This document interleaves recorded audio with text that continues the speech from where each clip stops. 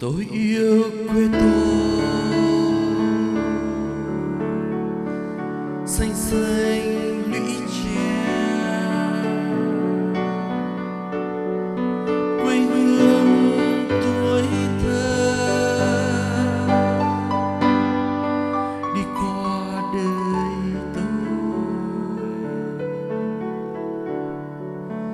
Đường làng quanh co sông thu êm đềm,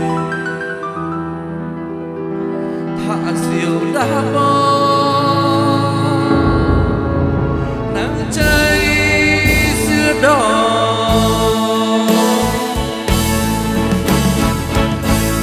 Biển trời mênh mông tôi bơi ngày ấy, tiếng tu gọi thấy nhớ biết bao. Tôi xa quê hương bao năm tháng qua, như trong trái tim không bao giờ xa. Lời mẹ ru con hiu hiu chưa hè, mùa lụt tướt lú bắt cá xưa đường. Kỷ niệm yêu thương cho tôi ngày ấy, biết đâu tìm lại, biết đâu mà tìm.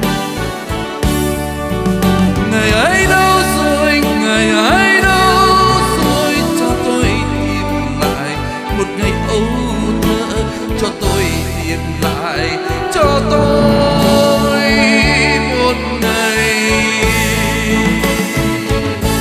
Ngày ấy đâu rồi, ngày ấy đâu rồi, cho tôi tìm lại một ngày âu thơ, như câu chuyện cổ mẹ kể ngày xưa.